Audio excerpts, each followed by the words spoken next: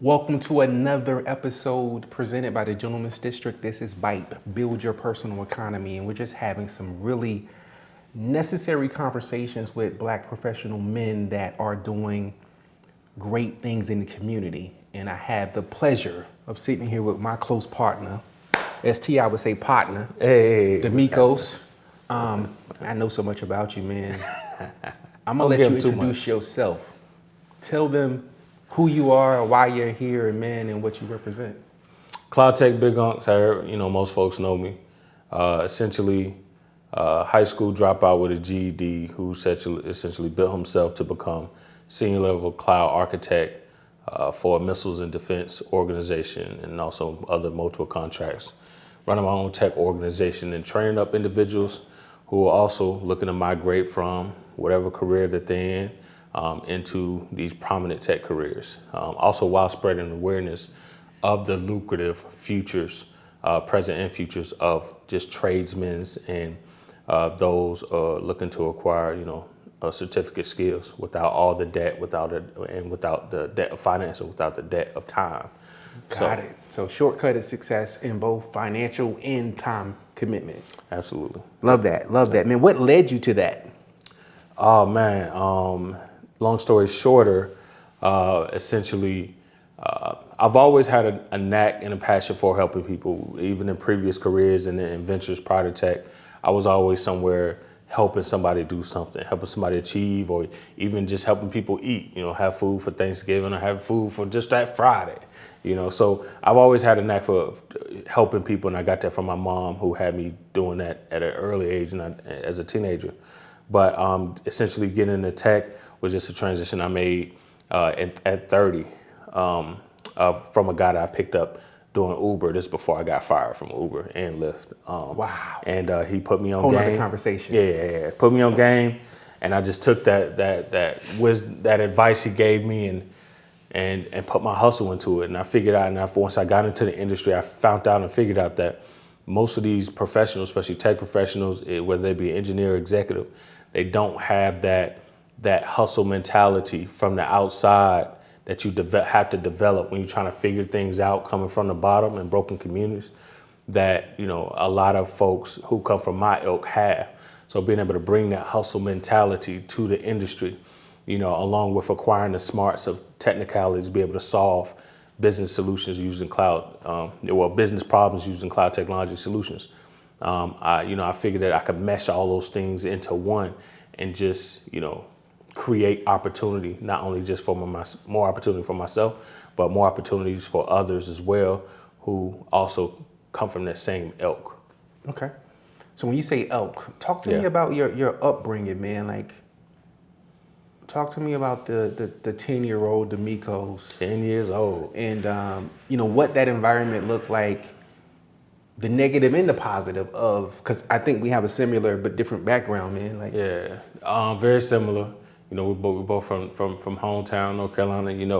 But I was also mostly reared here in Atlanta, so I consider myself a hybrid of both, the 704 and the 404. But 10 years old, I think we had just got our TV stolen by my uncle, at the time. So I'm just being real. That's what I remember. I think we was in Oakland City and TV got stolen, whatever, and just hardship, man. I knew nothing but hardship early on. I watched a very, very caring, hardworking mother who was also young at the time. So it's almost as if, we were kind of growing up together. Yes. I'm learning the process of life, and she's learning the process of being a mother, as well as still trying to provide, these things. So it was hard, man, very, very hard. I learned it's like getting that splash of cold water of life very early, so especially being the oldest of my younger sisters, and I got a big brother too, but man, so it's just, that's what it was growing up. It was always hard. So it was embedded in us to work hard and push hard and never take anything from nobody as far as like a given. Always earn what it is that you want. Never owe nobody or have to give anything to nobody because, you took a favor that you didn't, even if you needed the favor. But it just like, don't do me a favor, don't do me no favors. Got you. Love it, love it, love it. Because oftentimes there's something that comes with that. Absolutely, baby. On the back end. So tell me this, where was Dad? What was the what? Where was Dad? Oh, well, he was probably smoking somewhere with somebody. My father, my pops wasn't around. You know what I'm saying? He was just in a, and it took a lot of therapy to get through it. Plus, just a lot of mature. My cousins always say that on my dad's side say that they felt that I handled my father's situation a lot more maturely than they even anticipated. But I just developed early because of the responsibilities I had on my mom's side to not put so much weight on my dad's side, because my grandma and my grandfather was always there on my dad's side. Okay. So my father not being there, I grew up in the city, so we knew junkies and crackheads and stuff like that all the time. So even my pops being hooked on what he was hooked on, I learned that it's just a part of the game. It's just a part of the environment. And look, I got one of the pops that's also going to be a part of the environment. So I can't focus on what he's not doing and not there, because I still got two little sisters I got to be an example for. You know what I'm saying? I got a mom I got to help figure. I need to try to hurry up and grow up so I can get a job, a legitimate job, so I can help her with the household. Tell me about it. You know what I'm saying? So it was that like, you ain't got time to dig through your feelings on trying to unpack and feel. It's too many problems to solve. And I with honor embody a lot of those problems so I can help be, a blessing and just not be a burden to the family, because my mom was always already dealing with a lot, so I want, and to her, right, she wasn't one of those parents. And I grew up with, I got plenty of folk parents and stuff who was telling their kids to look, you need to, like pushing them out to go work and hustle and whatever to provide. My mom never really pushed me out like that, but it hurt my heart to see her suffer, knowing that she got this big old able-bodied kid in here, you know what I'm saying, that eat up everything. And so it didn't feel right in my soul to sit here and just let her do all the work.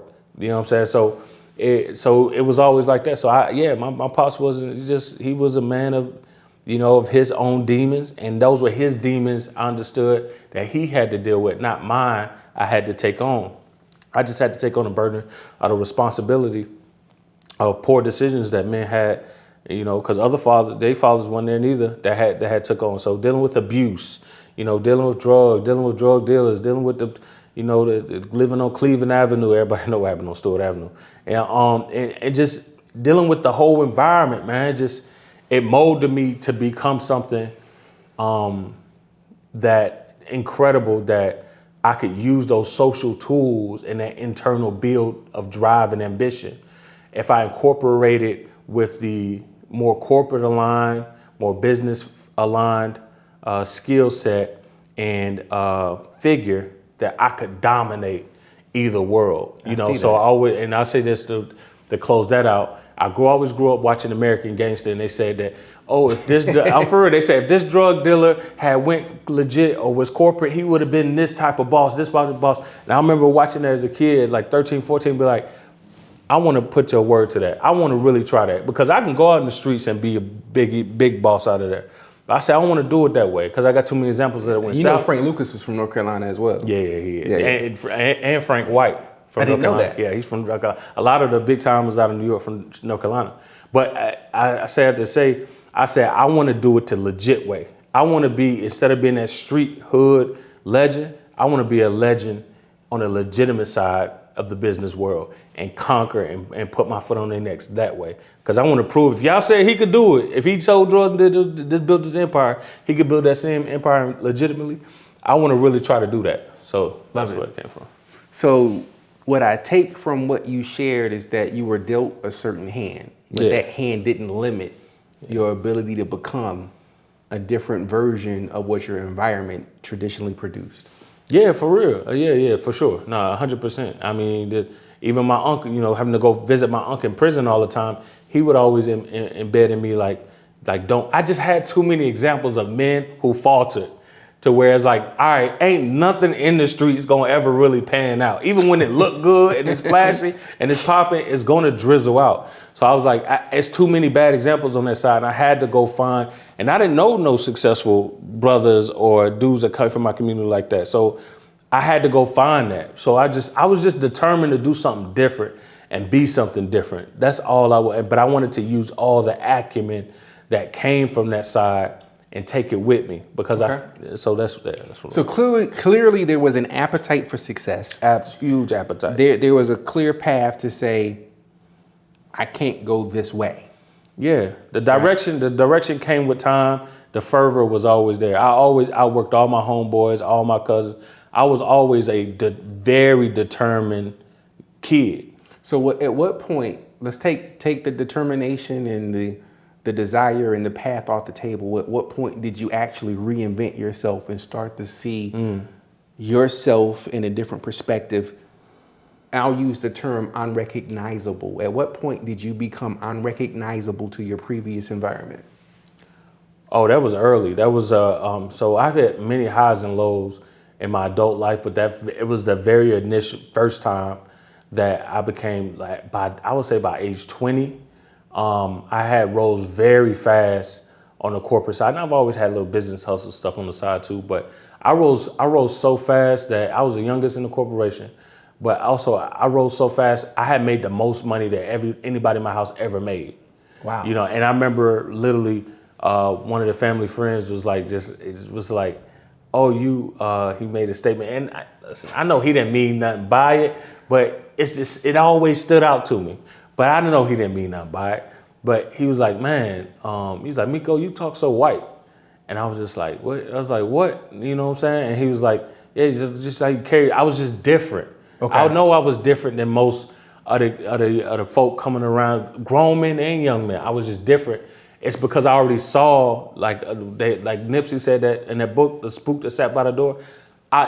They made a mistake by letting me see what's on the other side. I saw so many other successful, affluent men and the type of lifestyles they were living, and not having to look over their shoulder when they go home at night, X, Y, and Z.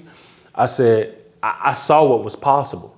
So it's like I have to carry myself in a way that's more similar to them to obtain the type of things that they want versus to carry it, you know, from the urban ways of, where I come from. Love it. Yeah. Okay.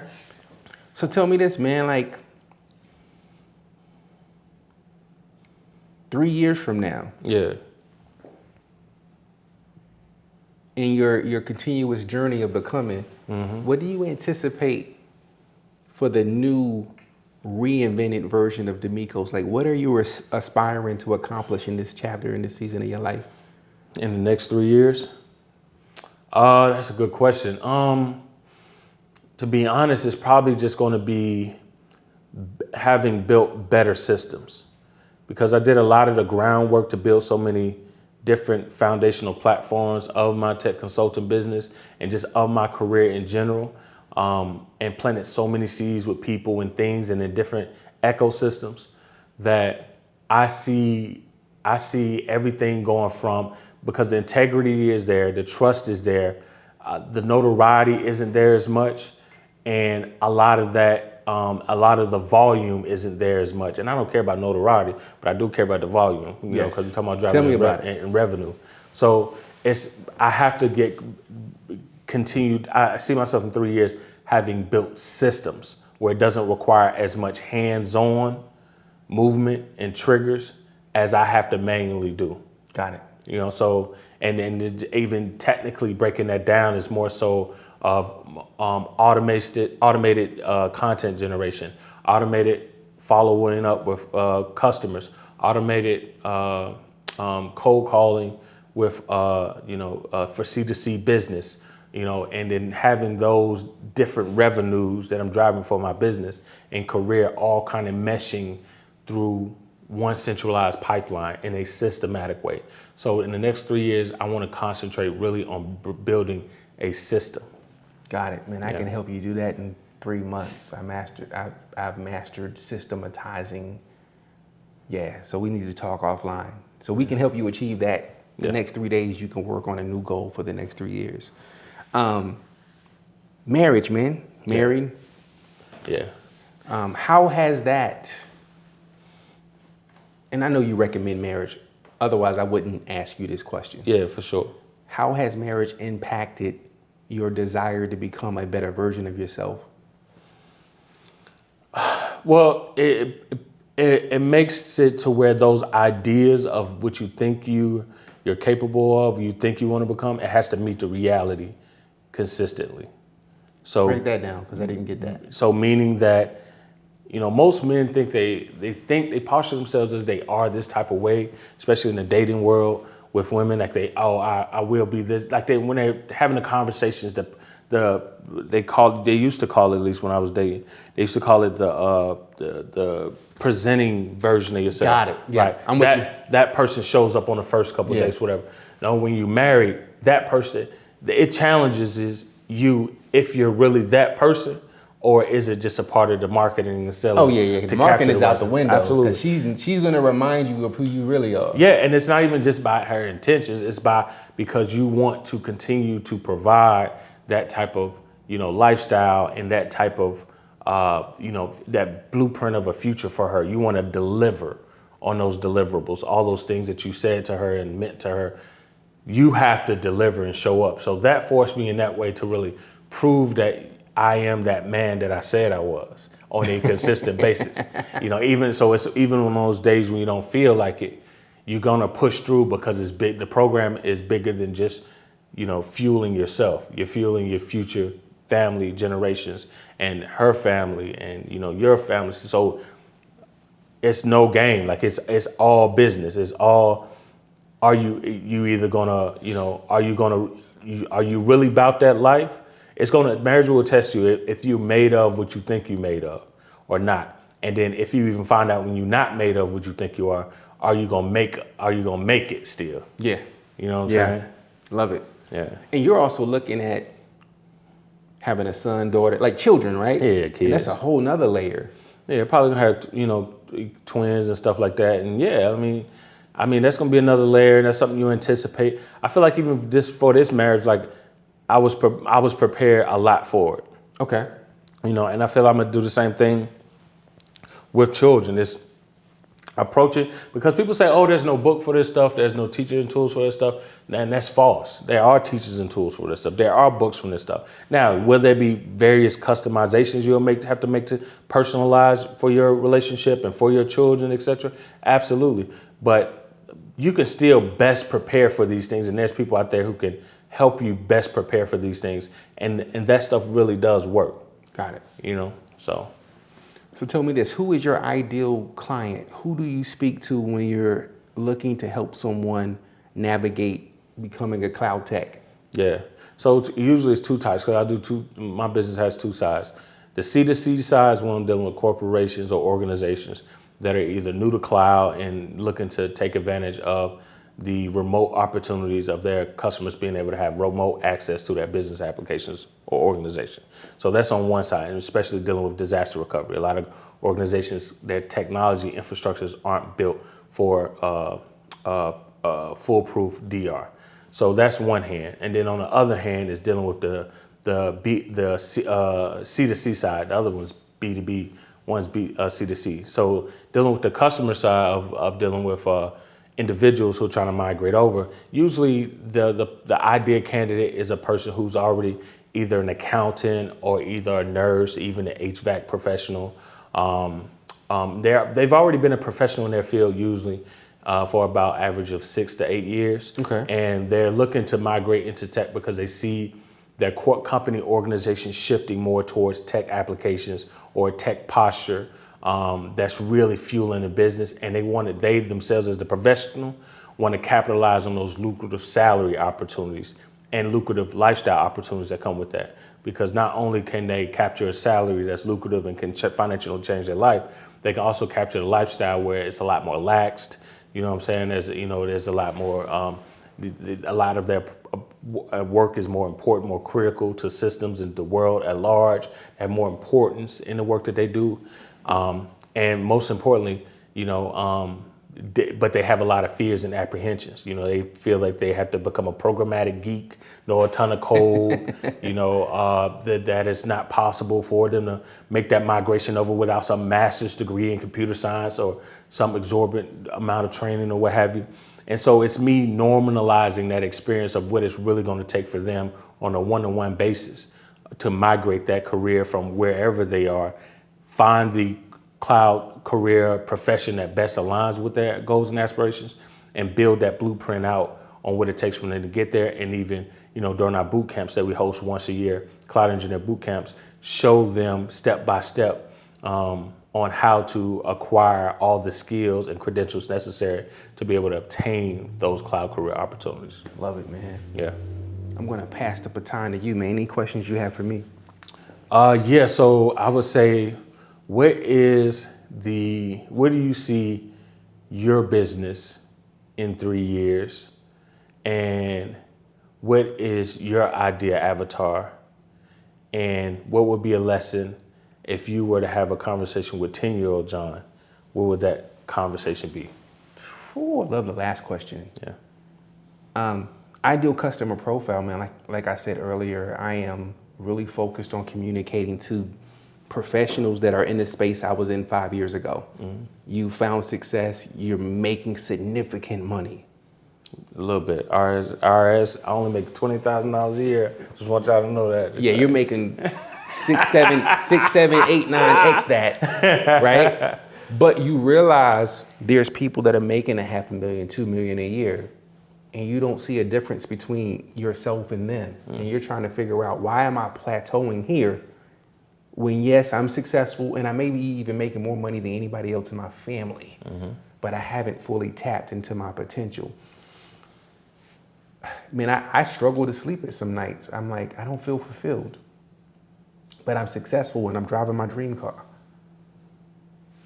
I'm well dressed, I'm well educated, but I'm not tapped in. And it took me to understand that we're dealing with a global economy. Yeah. And I'm operating in my backyard. I have strong relationships that are under-leveraged. So when you ask me that question, I'm looking at under-leveraged, under-optimized, unfulfilled, but wildly successful in their own regard. And I'm taking those people on a journey that will lead to not only them being millionaires, but more importantly, being fulfilled, having true freedom to operate in autonomy, to move how you want to move and not have to do it in a way where you fit in a corporate environment that will fire you the minute we have economic difficulties. Oh God, man. So I don't want another man telling me whether or not I can feed my wife or take my kids on vacation or get a Frenchie because it's $5,000. Facts. Right? Facts. But to talk to the 10-year-old version of John McKee, man, I had a lot figured out at 10, to be honest with you, man. Of course you did. I don't know how. It wouldn't have been John if it wasn't. Yeah, I don't know how though. So 10 years old, I was cutting grass, raking leaves, watching cars in my neighborhood, saving up money. I was already helping my mom pay the electric bill. But I was looking outside of myself for something that was already inside. And that's because I dealt with abandonment issues. My father had left, never met him in my life. The few men my mom dated that I tried to put in a father status, they left. And I was sick and tired of the people I loved leaving. And because of that, I had a desire to seek acceptance from others that I had to overcome, man. And if I could speak to the 10-year-old version of John, I would tell him, you're enough. And you're gonna do incredible things, and you're gonna meet incredible people, and you're gonna build an incredible community, and stick with it. You and your mom and your brother and your sister, that's enough. That would be it, man. That's beautiful. Appreciate it, bro. I love having you here, man. Likewise. Can't wait until next time. Yes, sir. Stay blessed, and let's You connect too. on those systems, man. Hey, man. Yes, Need sir. every piece of help I can get. That's what's up. Yes, sir. All right. You up next.